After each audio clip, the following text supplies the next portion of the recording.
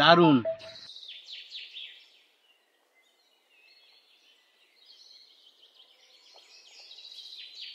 এই দেখুন বন্ধুরা, দুটো হাঁস নিয়েছি। আজকে শীতের দিনে হাঁসের মাংস রান্না করব আর সবাই মিলে জমিয়ে খাবো।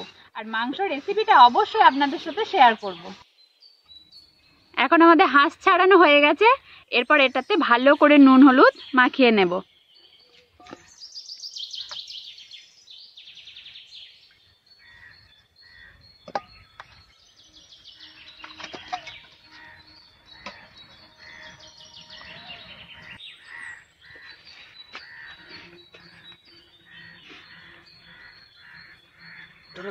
যাও।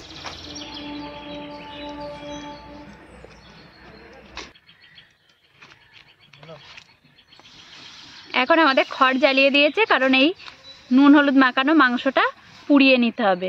ওর গায়ে অনেক এখনো লোম রয়ে গেছে, লোমগুলো ছাড়ানো যাচ্ছে না, সেই কারণে আমরা মাংসটা ভালো করে আগুনের মধ্যে ঝলসে নেব।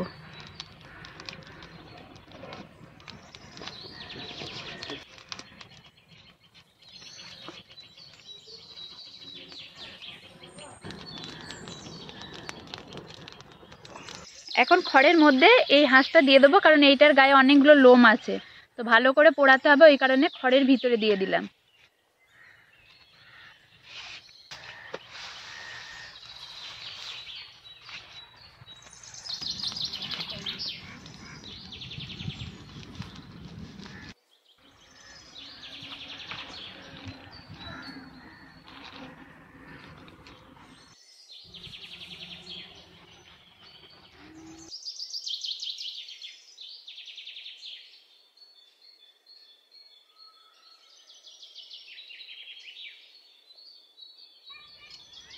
আমাদের হাঁসগুলো পোড়ানো হয়ে গেছে। এরপর এগুলোকে ভালো করে কাটবো।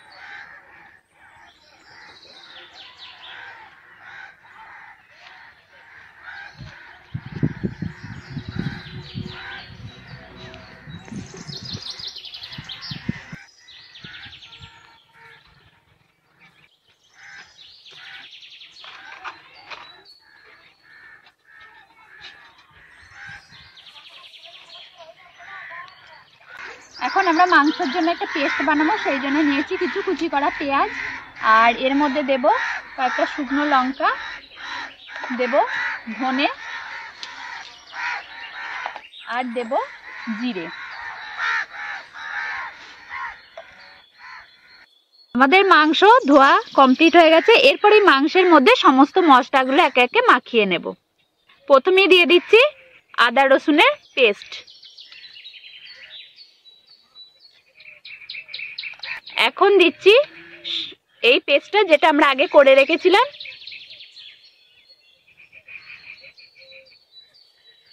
তারপরে দিয়ে দিচ্ছি হলুদের গুঁড়ো।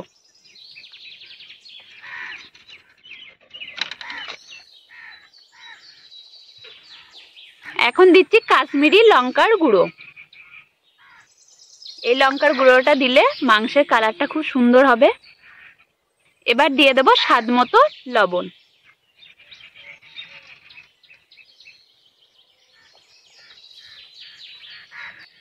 এখন এটার মধ্যে দিয়ে দেব কিছুটা পরিমাণ সরিষার তেল।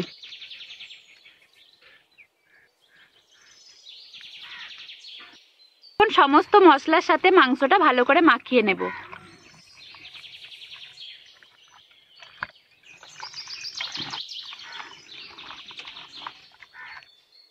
এখন এই মাংসটার মধ্যে দিয়ে দেব টক দই।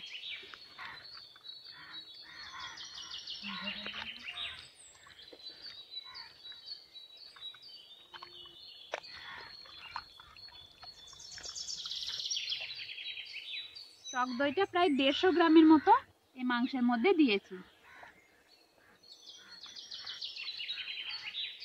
আবারও খুব ভালো করে টক দইটার সাথে মাংসটা ভালো করে মাখিয়ে নেব।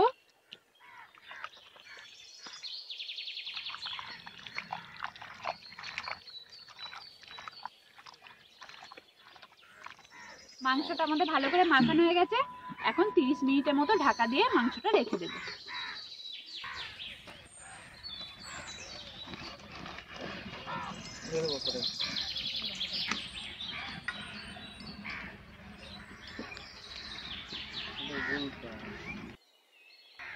আমাদের কড়াই এখন গরম হয়ে গেছে, কড়ার মধ্যে দিয়ে দেব তেল। সরিষার তেল একটু অল্প করে দেব, কারণ হাঁস রান্না করার সাথে সাথে অনেক তেল বেরোবে।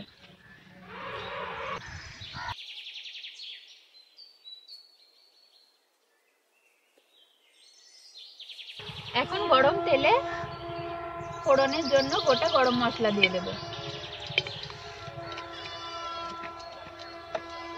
এরপর দেব জিরে আর দেব 2টো তেজপাতা। এখন কিছুক্ষণ নাড়াচাড়া করে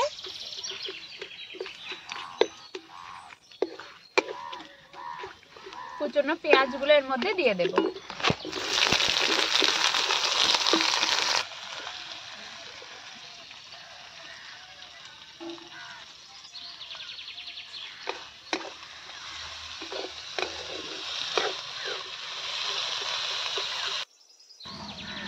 এখন আমাদের পেঁয়াজটা প্রায় বাদামি কালার হয়ে ভাজা হয়ে গেছে।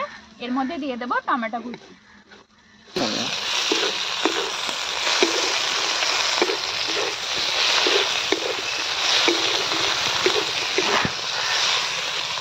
এখন প্রায় 30 মিনিট হয়ে গেছে, আমাদের মাংসটা ভালোভাবে ম্যারিনেট হয়ে গেছে। তাই ঢাকাটা এবার খুলে নেব।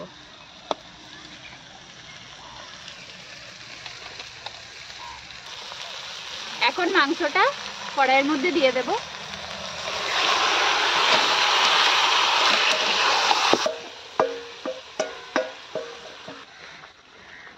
এখন এই আলুগুলো এর মধ্যে দিয়ে দেব, দিয়ে ভালো করে মাংসর সাথে কষিয়ে নেব। আপনারা চাইলে আলুগুলো ভেজেও দিতে পারেন।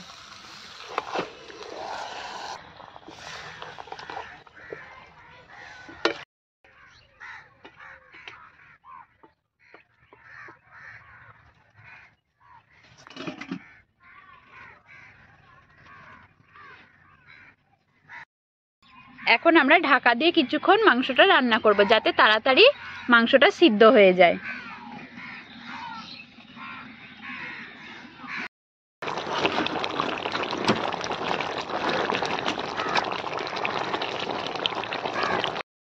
দেখুন বন্ধুরা, আমাদের মাংসটা ভালোভাবে কষানো হয়ে গেছে। এরপর এর মধ্যে দিয়ে দেবো গরম জল।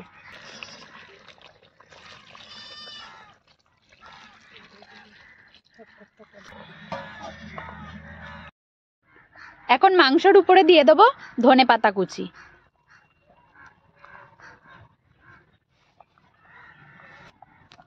আর দেব কয়েকটা চেরা কাঁচা লঙ্কা।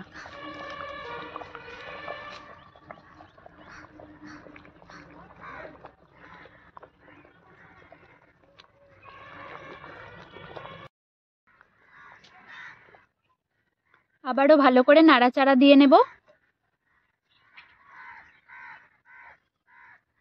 মাংস রান্না কমপ্লিট হয়ে গেছে, এরপর নামিয়ে নেব।